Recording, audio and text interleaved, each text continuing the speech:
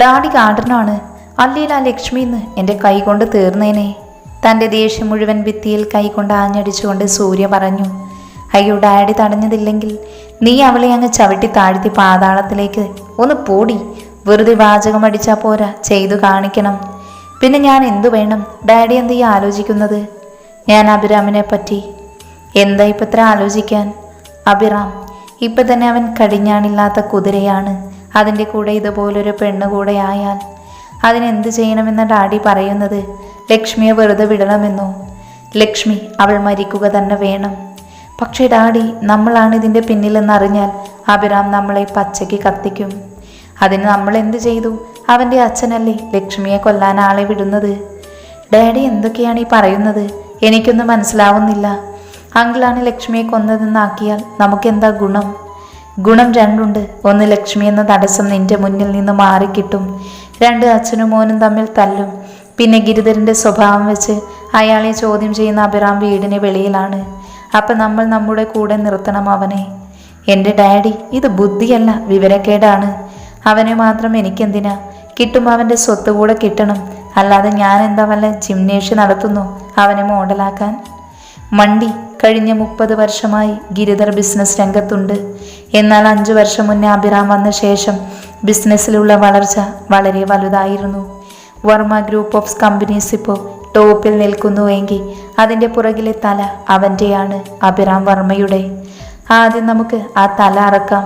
പിന്നെ ശരീരം എത്ര നാൾ കാണും? അതും നിലംപതിക്കും. വലിയ താമസമുണ്ടാവില്ല. ഇതൊക്കെ നടക്കുമോ ഡാഡി? എല്ലാം നടക്കും, നീ നോക്കിക്കോ. അതിനുള്ള വഴിയാണ് ആ ലക്ഷ്മി.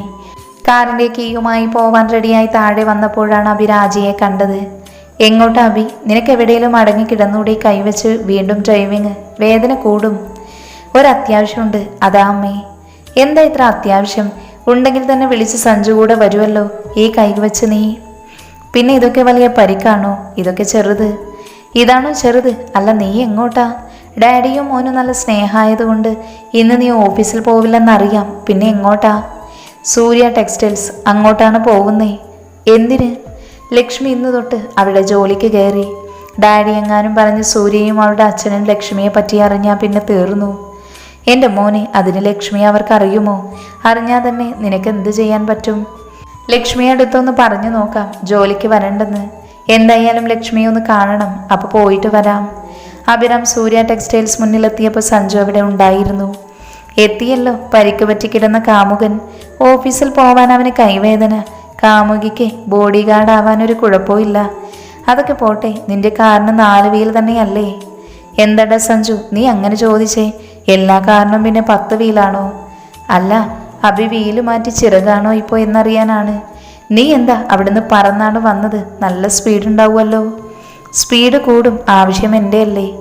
നീ പിണങ്ങിയ വരില്ല എന്ന് പറഞ്ഞിട്ട് ഞാൻ വന്നില്ലേ? അതാണ് നിന്നോടുള്ള എൻ്റെ സ്നേഹം. ഇപ്പം ലഞ്ച് ടൈമല്ലേ, ഞാൻ അവളെ ഒന്ന് കയറി കാണട്ടെ സഞ്ജു. നീ വല്ലതും കഴിച്ചോ അഭി? ഇല്ലടാ സഞ്ജു, ടെൻഷൻ കൊണ്ടൊന്നും കഴിക്കാൻ തോന്നുന്നില്ല. അപ്പം പേടിക്കണ്ട, ചെന്ന് കയറിക്കൊട്.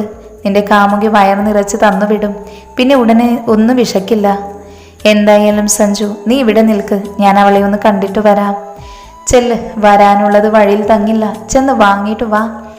അതെ, 3-ാം നിലയിൽ ചിൽഡ്രൻ സെക്ഷനിലാണ് കേട്ടോ ലക്ഷ്മി. എൻ്റെ മുത്തേ, നീ ഇതൊക്കെ അറിഞ്ഞു വെച്ചേക്കുവാ. നീയാണ് യഥാർത്ഥ ഫ്രണ്ട്. നിന്നെപ്പോലെ ലക്ഷത്തിലൊന്നേ കാണൂ. മതി അഭി, വലിയ പുലിമുരുകൻ സ്റ്റൈൽ ഡയലോഗ് അടിക്കാതെ പോയിട്ട് വാ. എനിക്ക് വിശപ്പുണ്ട്, വല്ലതും കഴിക്കണം. എൻ്റെ വയറ് നിറയാൻ ഫുഡ് ചെല്ലണം. അല്ലാണ്ട് നിന്നെപ്പോലെ കാമുകയെ കണ്ട് പോരാ. പോയിട്ട് വേഗം വാ. അഭി ചെല്ലുമ്പോൾ ലക്ഷ്മി ഫുഡ് കഴിക്കാനുള്ള തയ്യാറെടുപ്പായിരുന്നു. അവനെ കണ്ടതും ദേഷ്യം കൊണ്ട് അവളുടെ മുഖം ചുവന്നു. ലച്ചു? ലച്ചു അല്ല, ലക്ഷ്മി. നോക്ക് മിസ്റ്റർ അഭിറാം, എനിക്കിഷ്ടമില്ലാത്തവർ എന്നെ ലക്ഷ്മി എന്ന് വിളിക്കുന്നതാണ് ഇഷ്ടം. ലച്ചു, സോറി ലക്ഷ്മി, ഞാനൊരു കാര്യം പറയാൻ. നിങ്ങൾക്ക് ഇനിയും മതിയായില്ലേ? ഒരു വിധത്തിലും എന്നെ ജീവിക്കാൻ സമ്മതിക്കില്ല നിങ്ങൾ. ഞാൻ എന്ത് തെറ്റാ നിങ്ങളോട് ചെയ്തത്? ലക്ഷ്മി, ഇവിടെ നിന്റെ ജീവൻ ആപത്താണ്. അത് പറയാനാണ് ഞാൻ. എന്തായാലും നിങ്ങളെക്കാൾ വലിയ ശത്രു എനിക്ക് വേറെ ആരുമില്ല. അതുകൊണ്ട് ഇവിടെ എനിക്ക് എൻ്റെ ജീവനിൽ പേടിയില്ല. മുന്നിന്ന് മാറ്, എനിക്ക് പോവണം. നിനക്ക് നിന്റെ ജീവൻ ആവശ്യം കാണില്ല, പക്ഷേ എനിക്ക് ആവശ്യമുണ്ട്. എന്തിന്? നിങ്ങളുടെ ഭാര്യയായി എന്നെ തളച്ചിടാനോ? അത് ഒരിക്കലും നടക്കാൻ പോണില്ല. നടക്കും ലക്ഷ്മി, നീ എത്ര വാശി പിടിച്ചാലും നടക്കും. മിസ്റ്റർ അഭിരാം വർമ്മ, ഭീഷണിയുടെ സ്വരം എന്നോട് വേണ്ട.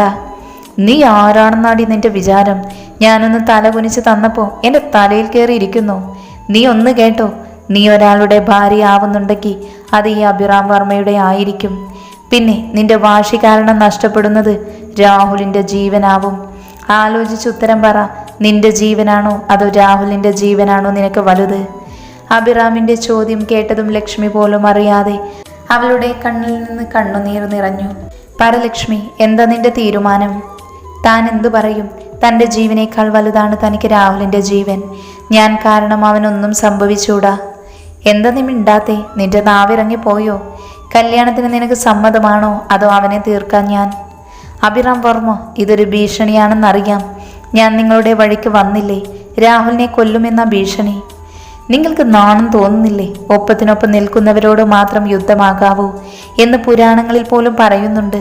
അവൻ നിങ്ങൾക്കൊത്ത ഒരു എതിരാളിയല്ല എന്നറിയാം. എന്നിട്ടും ദേ വീണ്ടും പുരാണം. അന്ന് രാഹുലും എന്നോട് പുരാണത്തെപ്പറ്റി പറഞ്ഞു. മോളെ ലക്ഷ്മി, ഗീതയിൽ ഭഗവാൻ കൃഷ്ണൻ പറഞ്ഞത് നീ കേട്ടിട്ടില്ലേ? മാർഗമല്ല, ലക്ഷ്യമാണ് പ്രധാനം. ഏതു വിധേനയും ലക്ഷ്യത്തിൽ എത്തിച്ചേരുക.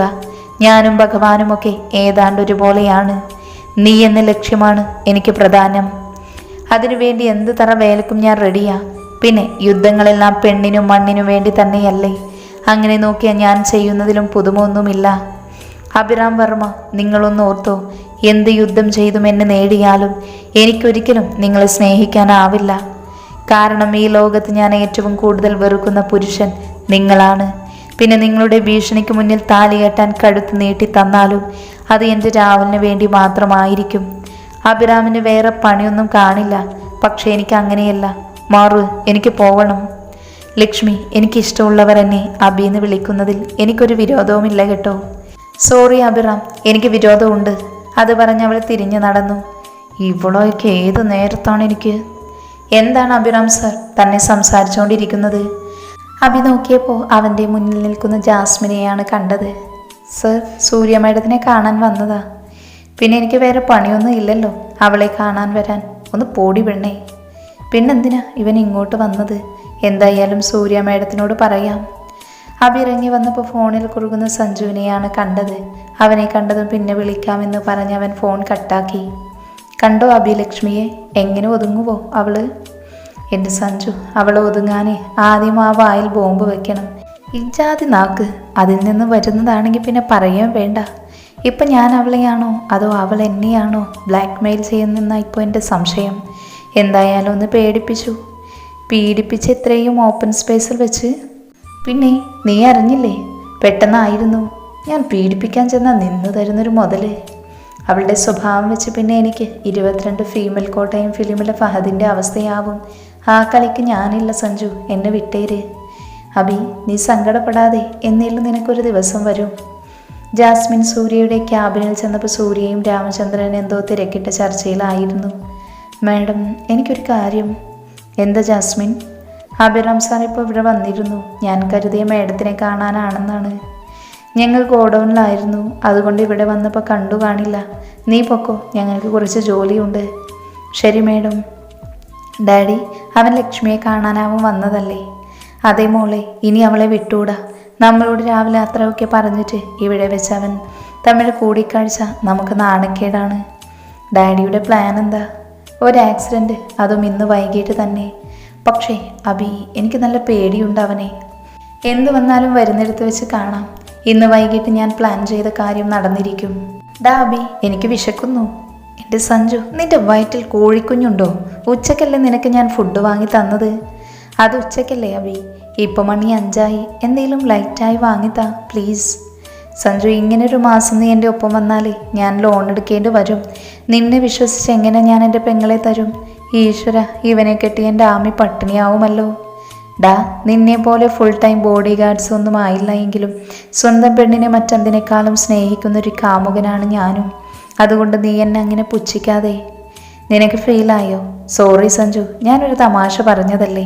നിനക്ക് വിഷമായോ? സോറി. വാ, നിനക്ക് വേണ്ടത് എന്താന്ന് വെച്ചാൽ ഞാൻ വാങ്ങിത്തരാം. ഡാഡി, ഒന്നുകൂടെ ചിന്തിച്ചിട്ട് പോരെ ഈ ഓപ്പറേഷൻ? ആ അഭിറാം എങ്ങാനും അറിഞ്ഞ എനിക്ക് ആലോചിക്കാൻ കൂടെ വയ്യ. നിനക്കിത്ര പേടിയാണെങ്കിൽ എനിക്കെന്താ? അഭിരാം അവളെയും കെട്ടി സുഖമായി ജീവിക്കട്ടെ. നമുക്ക് കാഴ്ചക്കാരായി നോക്കി നിൽക്കാം. മതിയോ? ഡാഡി ദേഷ്യപ്പെടല്ലേ, അവനോടുള്ള പേടി കൊണ്ട് ഞാൻ പറഞ്ഞതാ. ഇനി എന്തൊക്കെ വന്നാലും ലക്ഷ്മി ഇന്ന് വൈകിട്ട് തീരും. ഞാൻ നമ്മുടെ ഗിരിയോട് പറഞ്ഞിട്ടുണ്ട്. ഏത് വീരപ്പൻ ഗിരിയാ? അതെ മോളെ, കൊലപാതകം ആക്സിഡൻ്റായി തീർക്കാൻ അവനെ കഴിഞ്ഞ് വേറെ ആളുള്ളൂ. എനിക്ക് വേണ്ടി എത്ര പേരെ ആക്സിഡൻ്റ് ഒന്നും കൊലപാതകമാണെന്ന് കണ്ടുപിടിക്കാൻ പോലീസിന് പറ്റിയില്ല. പിന്നെയാ അഭിരാം വർമ്മ. ദൈവമേ, ഇതെങ്ങാനും പാളിയ വീരപ്പൻ്റെ പപ്പു പൂടെയും അഭി പറിക്കും. എങ്കിലും എൻ്റെ ഡാഡി കപ്പിനും ചൂടിനും ഇടയിൽ നിന്നാണല്ലോ അഭി എനിക്ക് കൈവിട്ടു പോയത്. നീ വിഷമിക്കാതെ, അവനെ നിനക്ക് തന്നെ കിട്ടും. ഇന്നൊരു ദിവസം കഴിയട്ടെ. ലക്ഷ്മി ബസ് നോക്കി നിന്നപ്പോഴാണ് രാഹുൽ ആ വഴി വന്നത്. അവളെ കണ്ടതും അവൻ വണ്ടി നിർത്തി. ലക്ഷ്മി, വീട്ടിലേക്കാണോ? കയറിക്കോ, ഞാൻ ഓട്ടോ സ്റ്റാൻഡിൽ വിടാം. വേണ്ട രാഹുൽ, ഞാൻ ബസ്സിന് വന്നോളാം. ലക്ഷ്മി കയറ്, എനിക്ക് കുറച്ച് സംസാരിക്കാനുണ്ട്. ലക്ഷ്മി കയറിയതും രാഹുൽ ഓട്ടോ സ്റ്റാർട്ട് ചെയ്തു. ലക്ഷ്മിയെ ഫോളോ ചെയ്തു വന്ന ടാറ്റ സുമോ ഡ്രൈവിംഗ് സീറ്റിലിരുന്ന ആള് ഫോണെടുത്ത് രാമചന്ദ്രനെ വിളിച്ചു. എന്താ ഗിരി, അവളെ തീർന്നോ? ഇല്ല സാർ ഫോട്ടോ അയച്ച കുട്ടി ബസ്സിലാണ് പോണതെന്നല്ലേ പറഞ്ഞത്. ആ കുട്ടി ഇപ്പോൾ ഒരു ഓട്ടോയിൽ കയറി പോയി. ഓട്ടോ ആണെങ്കിലും ബസ്സാണെങ്കിലും നീ പറഞ്ഞ ജോലി ചെയ്യുക. ഇപ്പോഴല്ലേ ഒന്നുകൂടെ എളുപ്പം, ആരും സംശയിക്കില്ല. സാർ, പക്ഷേ ആ ഓട്ടോക്കാരൻ? എന്തൊരു നല്ല മനസ്സാണ് നിന്റെ. ആ ഓട്ടോക്കാരൻ നിന്റെ അപ്പച്ചിയുടെ മോനാണല്ലോ. ഇത്ര ദയ തോന്നാൻ. പറഞ്ഞ പണി നല്ലപോലെ തീർത്തോ. നീ കൊല്ലാൻ ശ്രമിച്ചിട്ട് അവളെങ്ങാനും രക്ഷപ്പെട്ട നിന്നെ കൊല്ലാൻ പോണത് ഞാനാവില്ല, അഭിറാമായിരിക്കും. അവൻ നിന്നെ പച്ചയ്ക്ക് കത്തിക്കും. ശരി സാർ. അഭി, ഞാനൊരു കാര്യം പറഞ്ഞാൽ നീ ദേഷ്യപ്പെടുവോ? എന്താടാ സഞ്ജു? അതെ, നമ്മൾ ഫുഡ് കഴിച്ചുകൊണ്ടിരുന്ന സമയത്ത് ബാക്കി പറ. ലക്ഷ്മിയാണെന്ന് തോന്നുന്നു ഒരു ഓട്ടോയിൽ പോണെ കണ്ടു. അതിനെന്താ, ഞാൻ വിളിച്ചാലും ലക്ഷ്മി എൻ്റെ ഒപ്പം വരില്ല. ഒരു ഡ്രൈവറുടെ പരിഗണന പോലും തരില്ല. പിന്നെയാ, എങ്ങനെ പോയാലെന്താ? പക്ഷേ ആ ഓട്ടോ ഡ്രൈവർ രാഹുലാണോ എന്നൊരു സംശയം. പൊട്ട, എന്നിട്ട് ഇപ്പോഴാണ് പറയുന്നേ? വാ, പെട്ടെന്ന് വണ്ടിയിൽ കയറ്. നീ കാരണം എൻ്റെ ഒരു നല്ല ചാൻസാണ് മിസ്സായത്. അവൻ്റെ ഒരു മുടിഞ്ഞ വിശപ്പ്. മരണം തൻ്റെ പുറകിലുണ്ടെന്നറിയാതെ എന്തോ ആലോചിച്ചുറപ്പിച്ച പോലെ ലക്ഷ്മി ഓട്ടോയിലിരുന്നു.